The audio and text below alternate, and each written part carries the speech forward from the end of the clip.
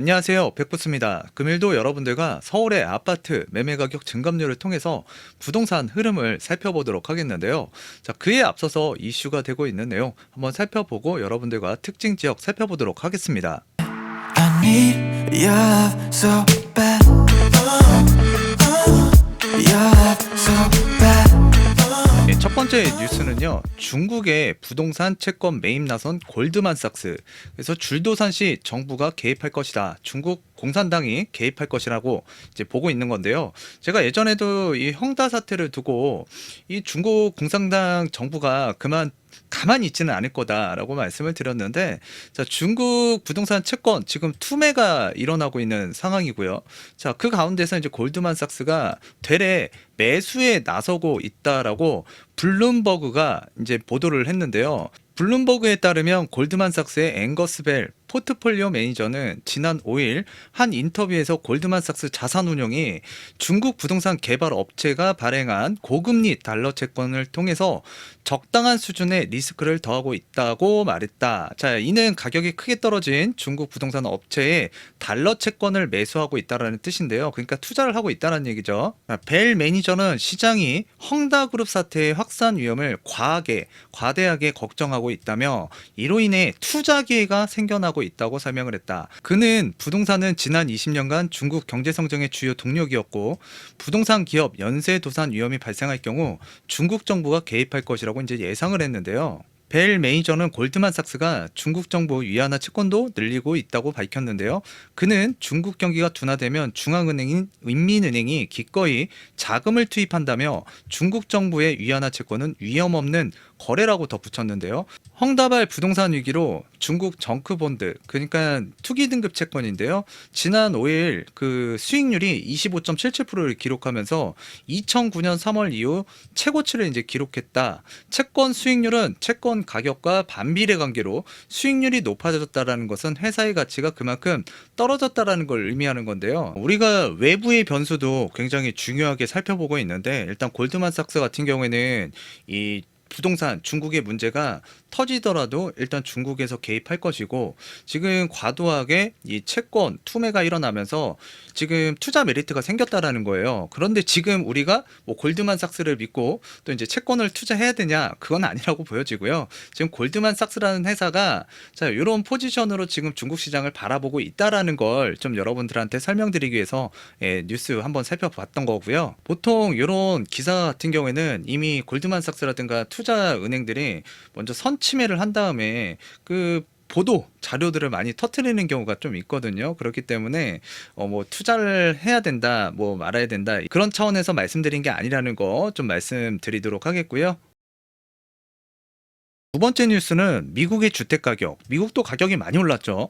내년에도 2022년도 16%나 오른다라는 전망이 또 나왔는데요. 자, 골드만삭스가 내년 말까지 16% 상승한다라고 예측을 하기도 했고요. 지금 수요 증가, 공급 부족 때문에 지금 미국의 주택 가격이 내년에도 상승할 것이다. 자, 이와 같은 현상은 우리나라도 지금 비슷하죠. 수요는 증가를 하고 있고 공급은 좀 부족했던 지난 몇 년이었는데요. 지금 국내 자산 시장이 뭐 올라간다, 떨어진다, 또는 미국의 시장이 올라간다, 떨어진다, 뭐 다른 상상이 일어날 수도 있지만 지금 뭐 글로벌 시장, 글로벌 모든 자산 시장이 지금 약간 동조화되어 있는 그 경향들이 이제 짙어지고 있잖아요. 그래서 자, 미국의 이 기축 통화를 갖고 있는 이 미국의 시장, 자, 이 향방에 따라서 또 영향을 받을 수 있는 대한민국의 이 정치, 경제, 문화, 뭐 부동산 시장이라고 바라볼 수밖에 없는데, 최근에 뭐 대한민국 부동산 가격 많이 올라온 거 알고 계실 겁니다. 자, 그래서 이제 가격이 KB 자료의 기준에 의하면 올 9월 기준으로 서울 아파트 평균 가격이 12억 원에 육박했다라는 내용, 저와 함께 살펴봤던 시간이 있었는데, 지금 아파트 가격이 너무 오르다 보니까 내년에는 좀 하락을 기대하는 주택 수요자들이 많아진 것도 사실이고요. 최근에 때문에 또 지금 거래량도 굉장히 주춤하고 있잖아요. 근데 주춤하고 있는 이유는 일단 대출 규제가 가장 큰 원인이라는 거, 그거 부정할 수가 없습니다. 자, 그런데 대출 규제를 과연 왜 할까? 저는 정치적인 목적이 크다라고 이미 제 의견을 좀 말씀드린 적이 있는데, 내년에 큰 대선이라는 게 있잖아요. 그죠? 그리고 대출 규제로 인해서 그 예전에 우리 국회의원 뽑을 때 있죠. 한번 재미를 본 적이 있습니다. 자, 그때하고 조금 뭔가 비슷한 기조가 많이 흘러가고 있는 현 대한민국 부동산 흐름이라고 보시면 되는데, 자, 글로벌 투자은행인 골드만삭스 2022년 말까지 향후 15개월 동안 미국의 주택 가격이 16%더 오를 것으로 이제 예측을 했고요. 자, 이는 지난 12개월 동안의 상승률 17.7%, 엄청나게 올랐네요, 미국도. 자, 이 17.7%에 미치지 못하는 지표이긴 하지만 일단 내년에 상승한다라고 보고 있는 골드만삭스고요. 하지만 중요한 사실은 글로벌 전문가들은 팬데믹 기간 동안 시작된 주택시장의 열풍이 이후에도 계속될 여지가 훨씬 더 많다고 생각한다라는 의견을 또 이렇게 기사가 실렸는데요. 뭐 골드만삭스에서 예상했다고 해서 뭐 집값이 무조건 올라가는 건 아닌데, 일단 이런 그 예측 자료가 있다라는 걸 좀 여러분들과 함께 공유하고 싶어서 좀 말씀을 드렸고요. 자, 내년에 국내 집값이 오르냐 내리느냐, 자, 판단에는 미국의 주택시장은 중요한 역할을 합니다.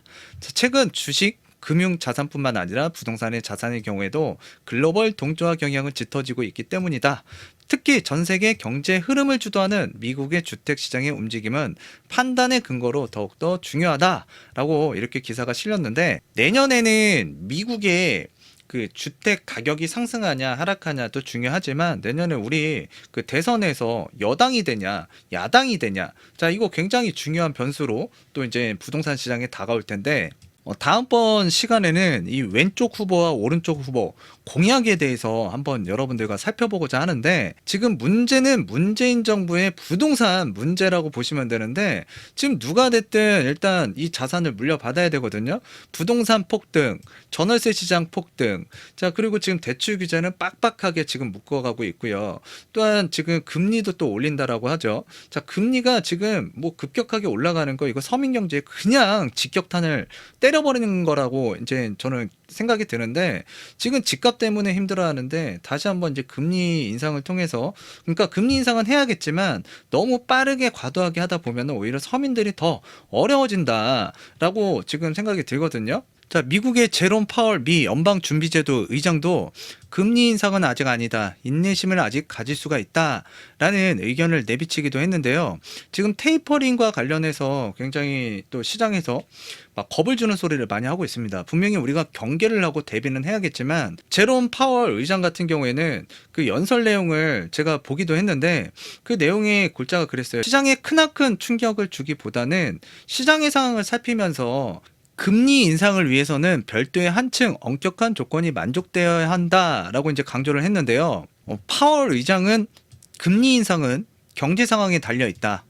또한 금리 인상의 전제 조건으로 꼽히는 최대 고용 달성까지는 아직 갈 길이 멀다면서 금리 인상의 시기라고 아직 생각하지 않는다. 최대 고용 달성까지는 여전히 갈 길이 남았다라고 이제 파월 의장이 밝히기도 했는데요. 급격하게 시장에 충격을 주면서까지 분명히 뭐 테이퍼링, 그러니까 자산 매입 축소를 하지는 않겠다라고 저는 받아들였거든요. 그렇다고 해서 우리가 이와 관련해서 뭐 넉넉고 있어야 되냐, 그런 차원에서 취재해서 말씀드린 건 아닌데, 기자들이 파월 의장에게 질문을 했고요. 파월 의장이 이제 답변을 어떻게 했냐면, 만약에 대응이 필요한 그 상황이 연출된다 그러면 주저앉지 않고 정책 결정을 하겠다. 그렇지만 이제 현재 말할 수 있는 것은 상황을 주의 깊게 살펴보고 그 시장에 적절하게 대응을 하겠다라는 취지로 좀 말을 한 것 같거든요. 그래서 정책 결정이 적절하게 내려질 것이라는 거. 자, 그래서 이제 과도하게 막 급격하게 시장에 충격을 막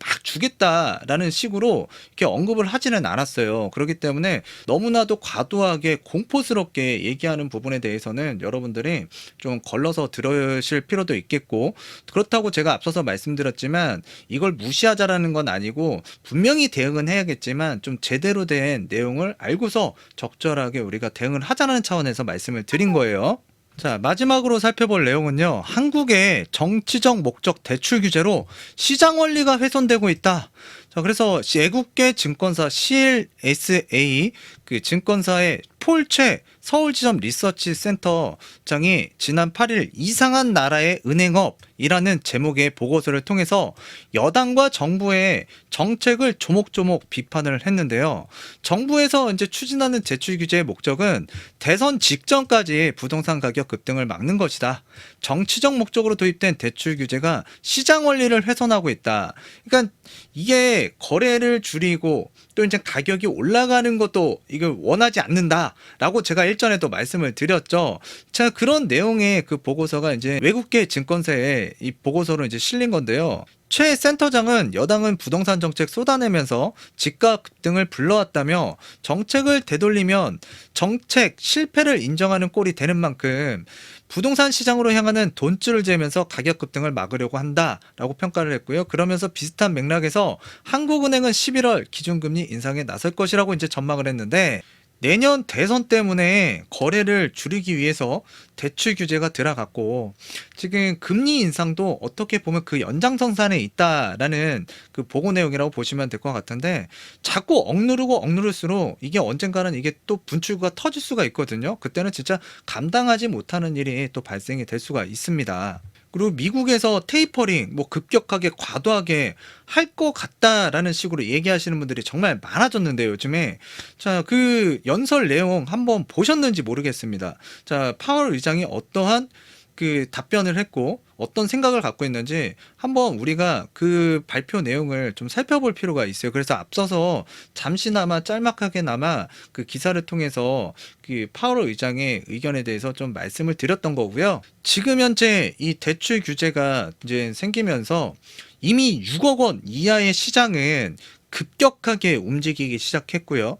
또 요 대출 규제에서 비껴난 게 15억 원 이상, 어차피 대출 안 나오잖아요. 이 15억 원이 넘어가는 시장 같은 경우에도 신고가가 계속 나오고 있는 부작용들이 또 발생이 되고 있습니다. 지금 액구준 6억 이상, 15억 이하 이 사이에 있는 주택들이 지금 대출 규제를 받으면서 또 그 가격대에 지금 사람들이 많이 몰려있죠. 지금 정치적인 목적에 의해서든 지금 시장의 흐름상으로든 지금 관망을 하고 또 눈치를 볼 수밖에 없는 현상들이 나타나고 있는 것 같아요. 자, 금일 그 서울의 아파트 매매 가격 증감률 흐름 살펴보도록 하겠는데요. 자, 서울 같은 경우에는 전주 대비 이 매매 가격 증감률이 자, 0.22포인트에서 0.19포인트, 그래서 0.03포인트 증감률이 감소를 했고요. 지금 전반적으로 보게 되면 요 강동구 지금 괜찮고요. 강서구 뭐 나쁘지는 않지만 전주 대비 조금 증감률이 줄어들긴 했습니다. 자, 그런데 강남구도 강한 모습, 강동구 강한 모습. 자, 서초구도 강한 모습이라고 보시면 되고요. 자, 송파구도 전주 대비, 양천구도 전주 대비. 그래서 이런 지역들이 지금 상위 지역들이잖아요. 그리고 동작구도 전주 대비 좀 강한 모습을 보이고 있고요. 물론 가격 상승폭은 그렇게 커지진 않았지만 그래도 이전보다는 조금 더 강한 모습을 보이고 있다는 걸 좀 말씀을 드리는 거고요. 지금 저 위쪽에서 보게 되면 강 이북 쪽에선 용산구가 그래도 흐름이 나쁘지가 않고요. 그 다음에 최근에 주택 가격이 뜨고 교통의 요지로서 각광을 받고 있는 이 동대문구, 지금 동대문구가 또 강한 모습을 보여주고 있습니다. 자, 그리고 이제 이 핵심 지역이 지금 정말 강한 모습인데 그 좀 핵심 지역을 벗어난 지역 중에서는 중랑구가 좀 강한 모습을 보여주고 있고요. 자, 첫 번째 이슈 지역은 청량리, 딱 보기만 해도 앞으로 노선이 많이 생기는 지역이고 또 강 이북 쪽에서 가장 기대가 되는 미래가 촉망받는 이 청량리. 자, 이쪽이 지금 동대문구가 이제 청량리가 포함이 되죠. 자, 매매뿐만 아니라 지금 전월세 거래도 대출 규제 이후 매우 지금 이 지역만 그런 게 아니라 한산한 편이고요. 지금 전세 안고 소액 투자 가능한 이쪽에 이제 답심리동이라고 있습니다. 그래서 오래된 아파트가 있는데 자, 이쪽 지역 같은 경우에도 올 초에 가격이 많이 안 올라간 것 같아요. 이거 있기도 하고 좀 다른 걸로 좀 재개발 쪽으로 좀 갈아타고 싶다라고 말씀드렸는데 그때 좀 더 보유해라. 이제 그런 아파트가 올라갈 차례다라고 말씀드렸는데 그 이후에 이쪽 일대의 아파트 가격이 좀 많이 올랐죠. 자, 그에 반해서 재개발 같은 경우에는 상승폭이 그렇게 크지 않았던 올해였는데요. 아마도 내년에는 재개발 쪽으로 좀 갈아타려고 하는 사람들이 많아질 것 같습니다. 자, 그건 어디까지나 예측인데 그거는 이제 다음번에 한번 이 기회가 생기면 그에 대한 말씀을 좀 드리도록 하겠는데 동답 한신이라든가 이쪽에 이제 답심리 동아 아파트, 뭐 두산 아파트, 뭐 한양 아파트 이쪽이 좀 있어요. 자, 이쪽 쪽도 이제 가격이 올라 거래되면서 이제 금주 상승세는 좀 유지되고 있는데 자, 이쪽이 오래된 아파트입니다. 자, 가격이 내려간 매도 물건이 또 이쪽 지역에서 최근 나오기도 했어요. 지금 최근 나오기도 했는데 일단 매수 수요가 없어서 거래가 지금 한산하고 잘 이루어지지 않고 있는 동대문구. 그렇지만 가격 증감률은 꾸준히 상승하고 있다. 그러니까 거래는 없는데 가격은 올라가고 있는 거예요, 지금. 두 번째 지역은요, 강남 3구 중에 이제 서초구. 올 초에 정말 여기가 괜찮을 거다라고 말씀을 드렸는데 가격 많이 올랐죠. 자, 매물 잠김 현상이 여전하죠, 이쪽은. 자, 일부 나오는 매매 물건도 거래가 잘 되지 않고 계속 호가가 바뀌면서 또 이쪽 일부 아파트는 또 신고가를 찍고 자, 지금 주변에 또 그 영향을 또 미치고 있죠. 특히 이쪽에 이제 잠원동이라든가 또는 반포동, 방배동 일대 재건축 이슈가 있는 단지들을 중심으로 해서 매매가가 지금 강세를 이루고 있고요. 장기간 매물 부정 및 그 가격 상승에 대한 피로감으로 지금 현재 매수자 관망세로 접어들어 거래는 매우 한산한 편이라고 보시면 될 것 같습니다. 자, 금일 여러분들과 이 서울의 아파트 주가 매매 가격 동향을 통해서 뭐 이슈가 되고 있는 내용들 또 살펴보고 특징 지역 간단하게만 말씀을 드렸는데 자, 오늘 주말이죠. 여러분들 가족과 함께 즐거운 시간 보내시고요. 다음 시간에도 유익한 내용 전달하는 백부스가 되도록 하겠습니다. 감사합니다. I've stayed walked to Pier 66. My lips, your lips, my heart beating right out my chest. When I held you